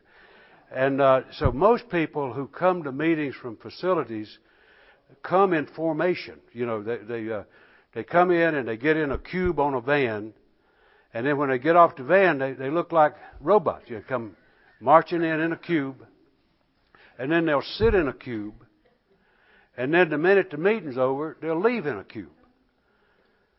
Well, that's nice. If a meeting were all there is to Alcoholics Anonymous, that'd be fine. But sometimes a meeting may be the least important thing that goes on that night. You know, what it misses is the preliminary stuff where you get acquainted with people, the fellowship afterward, eating cake you don't need, stuff like that. And so it's a real problem. I honestly believe that the way, and sometimes I'll make brash statements, but I sometimes think that those activities do more harm than good in terms of introducing somebody to what Alcoholics Anonymous is. Alcoholics Anonymous is not just a discussion or a talk. It's a fellowship. It's a way of life.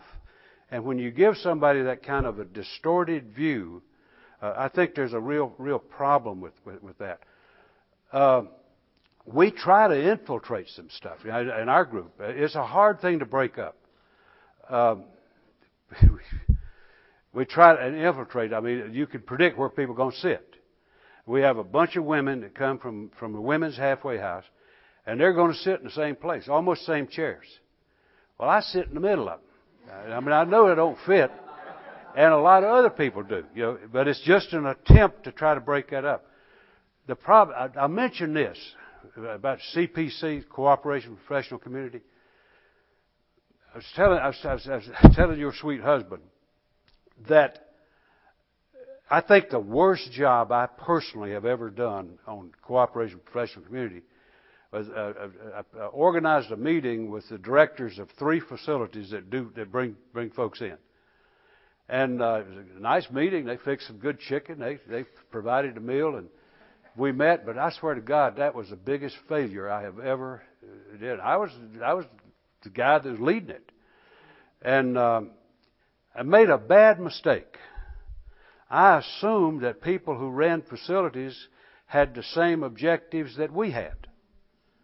That ain't necessarily so. Our objective with folk like that was to assimilate them into Alcoholics Anonymous and let them have a real experience. That's not necessarily the objective of somebody who's loading the van. Theirs is to keep them protected from getting too loosey-goosey in relationships and all that. And I thought, sure, we had an agenda that we didn't even need to establish. I thought it was a given agenda. Not so. And so you can profit from my error that assuming an agenda when you try to deal with folk like that is a bad mistake. If I have to do it again, if I get to do it again, what we'll do will be to negotiate an agenda before we meet, and not announce an agenda to them. I probably said enough about that, but I'll say one more thing, though, that it's tremendously important to meet with folk. I'll give you one little scenario that happened. We had a fella came to me one night, and he was talking about a group inventory. Somebody was talking about a group inventory. And he said, we need to do a group inventory. And I said, what for? And he said, we got too many addicts in here. Now, I tell you, I honestly had not noticed it. I mean, you run in a little bit of it once in a while, but. And I said, well, let me watch and see if I see the same thing you're talking about. He said, okay. And so I watched him. What it was a group of adolescents from a halfway house were coming over. And what happened was our fault, not theirs. Not theirs. We were asking them to read. See, AA meetings are conducted by alcoholics. And so it was our members doing that. And so it was overlooking it on our part that we were asking people who were not members to conduct a meeting. And so we had a little steering committee meeting, and we said, well, and we mapped out what we ought to do. Said that we ought to go over and talk to the director of that halfway house. And they asked me if I'd do that, and I said, sure. So I went over, and then the other thing was, that was the other group. And when we started a newcomer group out of this. But I went over and met with the lady that directed that facility and just told her, had a great meeting, told her that we had some open meetings and closed meetings and that these folks were coming to closed meetings. And she didn't know there was any such thing. We'd never bothered to tell her. We just assumed she knew. Well, that's a bad assumption. And she thanked me very much for coming. I said, geez, I didn't know that. We can handle that. And then on our part, what we did was set up some open newcomer meetings so that people who are trapped in facilities or going through an experience in facilities can have an opportunity to sort out this mishmash language they hear and settle down to what they think they are. And so a newcomer meeting serves a great purpose for that kind of a thing. We rarely ever have any sort of problem whatsoever in doing that kind of thing. I tell you one other one that happened with I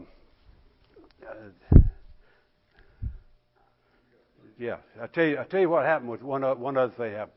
On that paper thing I was talking about, that had bothered me for a long time. And it really did just seem like a horrible way to treat a new drunk. To have to brand him to come in there like that. And one day I was flying somewhere, and I was kind of just doodling down, what is it bothers me about that? What makes that so bad? So I wrote down 2 columns. One was advantages, perceived advantages. And I listed 10 things, being very generous. 10 things that people could see as advantage. All 10 of them were advantages to the supervisor, to the probation or parole supervisor. All 10 were clear advantages. I put question marks behind 3 that said they possibly could have some value for the client. I didn't really believe it, But I put a question mark just to leave an open mind, maybe. A little bit open. Then I listed disadvantages. What's wrong with that? And I believe it was 27 or 28 things that I listed. Like it's a second-class citizen. I mean, you might as well put a brand on his head. He comes in there wagging this thing, trying to ask, groveling to somebody, will you sign this? Now, I don't mind telling you, before we did something about it, I wouldn't sign them. But I would never just reject the guy. I'd say, Maureen does that. She'll be glad to do it. And so send them over there. See, I chickened out. I just pass it on. That's right. And there's one thing that I put on that list that surprised me, is that when I do that, signing, why wouldn't I do that?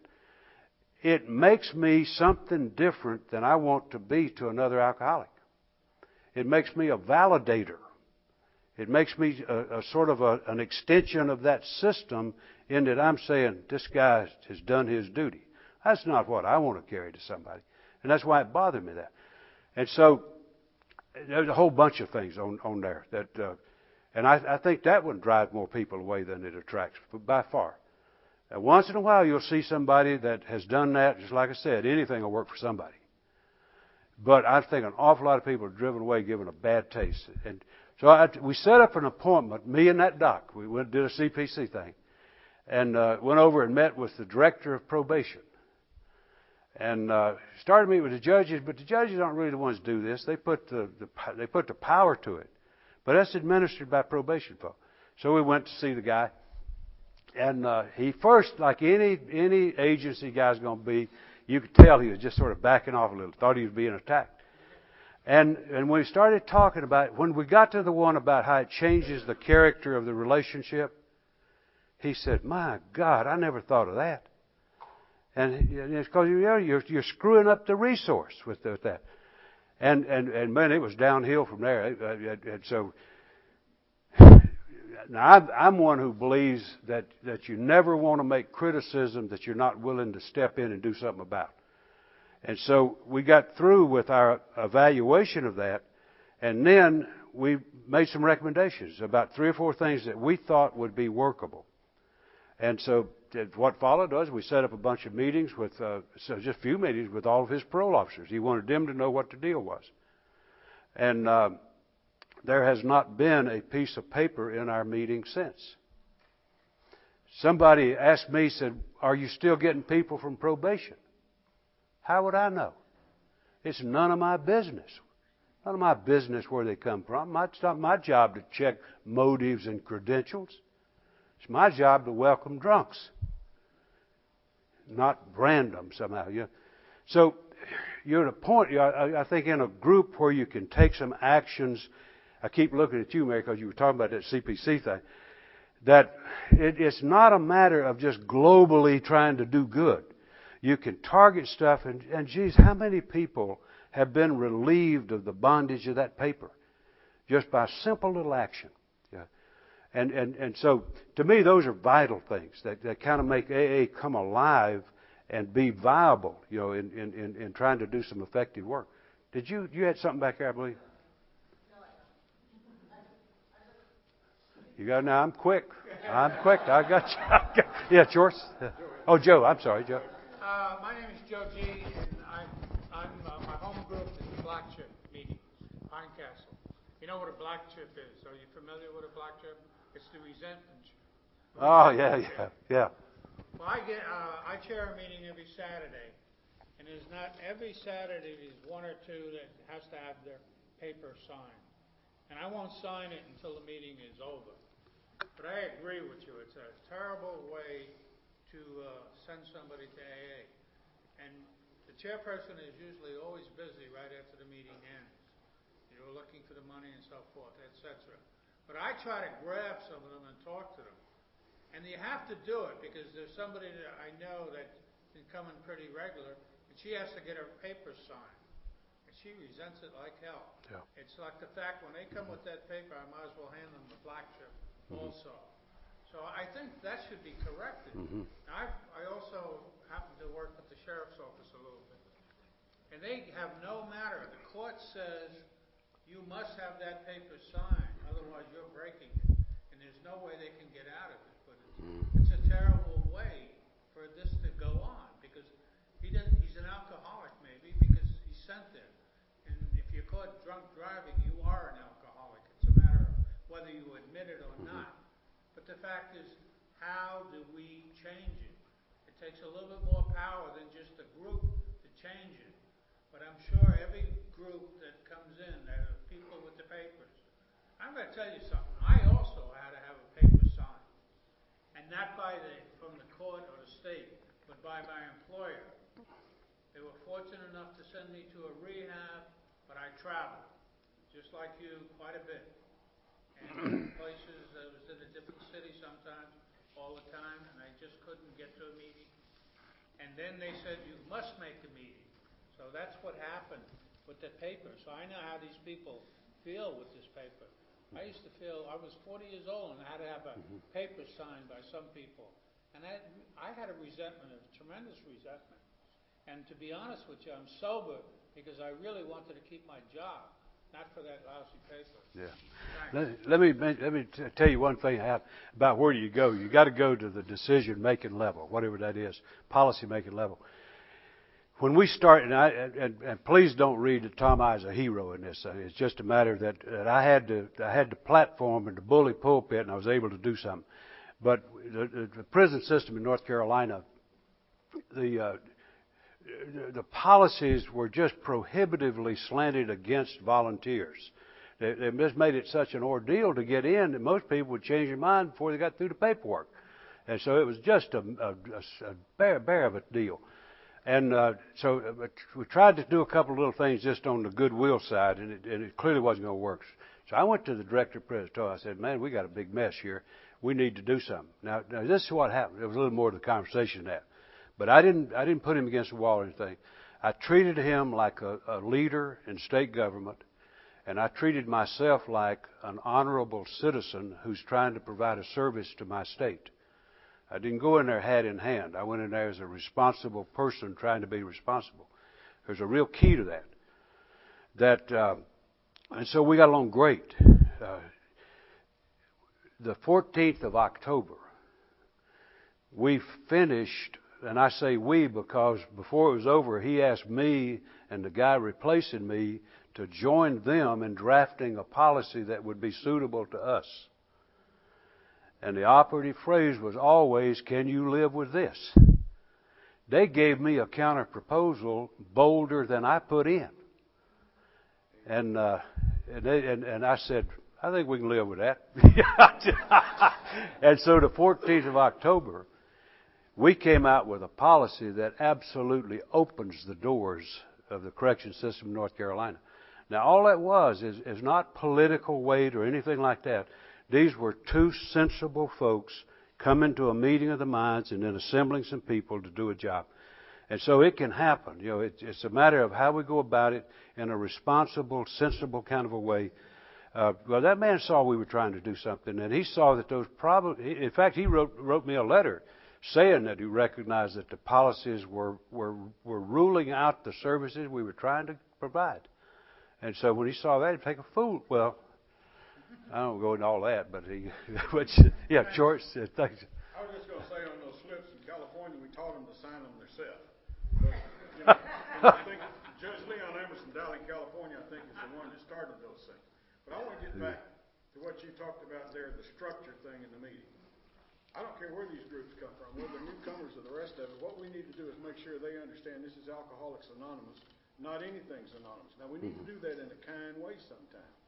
If you got a meeting that's not loaded up with newcomers, maybe if you get a newcomer, spend 10 minutes talking about step one, and instead of the whole hour reading the book like the gentleman here said. I don't care, and get to know these people, like you said. And I'm guilty of that. I don't do it. I go to meetings sometimes because, we're traveling around the country now. I don't have a home group. Mine's way out there in Port Hueneme, California, the one you were in. I'm a long distance from it. But you be the example for these new people coming in, and you make sure that they understand this is Alcoholics Anonymous. Yeah. This is not anything's anonymous. Don't hurt their feelings. And front end loaded, like you said. Go visit. with the people that set this up. Now, I did this once in a meeting a long time ago, sitting by Hazel, in a closed meeting, and reminded some addicts they were in the wrong place. And the gal called up central office the next day and tried to get me excommunicated from Alcoholics Anonymous. Now, that's not the right way to do it. But the point got made that somebody got up there and explained to them, it's a closed meeting of Alcoholics Anonymous. If you ain't an alcoholic, it's not that we don't welcome you. It's a closed meeting, and that's for alcoholics only. Yeah. We do ourselves a disservice if we don't make sure up front we tell these other people what we're about. We do them a disservice as well. Do them a disservice. Yeah, Ma. Yeah. Dave, come up here, will you? Come share with you is that when you, my name's Maureen and I'm an alcoholic. Hey, Ma. That when you stand up for the traditions of Alcoholics Anonymous, when you are in a structured group, you will take arrows. You will take arrows from other groups, from even members within your own group sometimes. And it can be very hurtful. It can be very hurtful when you, but when you remember that if you stand for something, you're not going to be falling for anything. And the newcomer needs to see that. The newcomer needs to see that. Talk to me, Mo. The newcomer needs to see that we stand for something. One of the other things that we did in my home group, which is the 5:30 happy hour in Oxnard, California. Smoke a lot, that's true, too. It's certain meetings. We have smoking and non-smoking. Is that we have a newcomer liaison at every single one of our meetings. Someone in that meeting, because our group sponsors a number of meetings, in fact, one every day at 5:30, and then we also have a step study. But we have a newcomer person in each meeting that is responsible to the newcomer. We have a packet that we put together to give to newcomers. And that person in that meeting is responsible for connecting with the newcomer, whether it be, they don't have to raise their hand. If they do, that's well and good. But if it's somebody that we haven't seen at the meetings before, if you have a person in your meeting who is the newcomer liaison, they know who's there regularly and who isn't. And it's their responsibility, they make that commitment, that they go and see that newcomer, that they put their hand out. Because not always, in my case sometimes, it was very difficult. I sponsored a lot of women, and after the meeting was over, I'd get bombarded, and I wouldn't have time to, I couldn't get to that new person. And so if we had somebody responsible, it's a solution. Thank you. And that's our primary purpose. Yeah, and I've seen that packet, and it's a good one. They got a little big book included in that thing, too. Now I have to tell him we only got 8 minutes to go, because he's been known to ask us a very long question. Okay. This is a question that relates to the theme of the workshop, but I'd appreciate your thoughts on it. I know how to solve it at my home group, and I'm pretty comfortable with solutions to problems where I have some participation directly. But what has been growing as recent as last night is I've got sponsees that I will recommend or suggest a pamphlet or a piece of AA literature so they can find what Alcoholics Anonymous' heartbeat is all about. But they can't find the literature at their home groups or even at their central office sometimes. And I wonder if literature, AA literature, not being available, even a sponsorship pamphlet or a big book at an AA meeting, means that the body's there, but there's no blood for the heart to beat. Well, it'd surely be a troubling concern. Y'all all understand what you're talking about. If you don't have the material there, it's pretty hard to tell where you're meeting. And I always like, I'm probably one of the world's finest meeting setter-uppers, because I think I've been doing it for 46 years. God ought to be good at it. But I believe it's important, about how a room is set up and what it looks like. I think it's awfully important to have the materials out and the sign out so it looks like Alcoholics Anonymous and it feels like Alcoholics Anonymous. And so I just think those are, in the business world, you call those things silent salesmen, And so if you get tired of this speaker, you just read the tradition or read the slogan or whatever. So I think those things are vital. Just, if nothing else, just the atmosphere. But having a material available, I think, is awfully important. The best way in the world I know to distribute material is not through a rack, it's from hand to hand. And take just what you're talking about, taking a pamphlet and saying, here, take a look at this. Sometimes I'll do it and it doesn't even matter whether I'm telling the whole truth or not.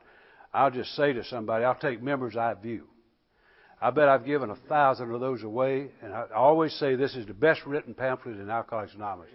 Read it and tell me what you think. Never had anybody disagree. So, just getting them reading and having something there, I think is critically important. Yeah. I'm really happy to be here today. It's been wonderful. I'm a member of my home group, it's Maitland Beginners Group, which is here, and it's been around for 37 years. Uh-huh. And I got sober in New York, and I came from a very, very structured meeting. And I have found that there's not very much structure, especially in my home group. And I can't criticize without being willing to do something about it, like you said. I hate to ruffle feathers, and I don't know how to go about infusing it with some we are a beginners group, and it's very important to have. We have a lot of people bust in from treatment centers too, but we have a lot of newcomers at our meeting, and I always speak to them. But I think it's really important to have we had sponsorship chairs. Yeah. They talk to them about sponsorship, and it's also kind of along the lines with the newcomer thing. But how to go about making some of those changes without being that uppity. Well, it's a tough deal because group conscience is a powerful thing, especially if it doesn't agree with you. I think that's the kind of thing. I have started a number of groups because I just didn't feel like I was able to carry out. My belief is this, and maybe you could think about it this way. My group is not only gives me, but a group is an extension of me. If my home group doesn't deliver what I promise a newcomer, by word or deed, then I'm lying to him. And so if I pump somebody up to say this is a wonderful program and you can get involved and you can have a life and that kind of stuff, if my group doesn't deliver, then I'm phony, And so that's the way I have to evaluate, And so if I'm in a group and I just don't feel that I'm able to get that kind of a base, because that's who I am. And so when I look at how I deal with a newcomer, my group is a part of how I deal with the newcomer. And so those all sort of come into the equation with me. I want to work with folks as long as I can. But I'll tell you this, I have pushed an awful lot of ropes in the last 46 years. A lot of ropes. And in this program, and I don't mean it in a hostile way, but in this program, I've had to learn to recognize that sometimes I just have to part company with folk. There are a lot of people who cherish the status quo. The status quo makes me brain dead. I am not interested in some sort of a little caretaker maintenance deal. I'm interested in a dynamic program of recovery. And so when I'm around people that are not, into some similar kind of a deal, I got to watch out. Well, I'll start vegetating if I don't watch it. So that's a weighty kind of a thing. I was in a group one time that I messed with for 5 years. And what I was really trying to do was impose my will on them. And with remarkable success, totally unremarkable success. The podium, just one illustration. The podium, now I handle enough podiums, even though I don't pay much attention to them, I know where to put a podium so that you got proper eye contact and proper proximity to a group. Well, they put the one too far back, about 20 feet, and you felt like you were at a different meeting. So I never had a group conscience, but every once in a while I'd sneak it up. and I'd get it properly placed where it ought to be. Next week, it's right back there. Imposing my will on folks is usually a very fruitless activity. So that's kind of a wandering, bouncing around response to that, but that is a dilemma. It truly is. Yeah. Last one, I believe. Yeah. Tom, my name's Steve. I'm an alcoholic. Hi, Steve. And you were mentioning the balance between open meetings and closed meetings, and I think you were stressing the importance of closed meetings to alcoholics and newcomers. And you also mentioned an open newcomer meeting. Mm-hmm. How do you determine the right balance in the city of open and closed meetings, and how would you correct that balance? I don't think about a city. I think about it one drunk at a time and one group at a time. And then the city will grow from that. But what I like to look at is that when folk come into AA, most of them are about like me. When I came in, I didn't have a clue what I was. I mean, I'd done enough speed to launch one of those rockets over there. But I'm not a drug addict. I was just a greedy drunk. Yeah, and I didn't want to end parties, But it took me a while to sort that out. I didn't really believe I was alcoholic, So I like a place that's not challenging to that. Kind of like George was saying, you got to get folk to the right place, but sometimes they got to have some information to know what the place is. And the way I look at it, and the reason I like an open newcomer meeting, is because an awful lot of addicts wind up getting sent to AA, and oftentimes we'll tell them, well, just compromise and say you're alcoholic anyway. And that's a setup. That is really a setup. And it's a... I think it's important to bear in mind that Narcotics Anonymous started with a group of addicts who couldn't find what they needed in AA. And that's where it came from. And when we try to get people just to patronizingly say to them, come on and act like us, a big disservice.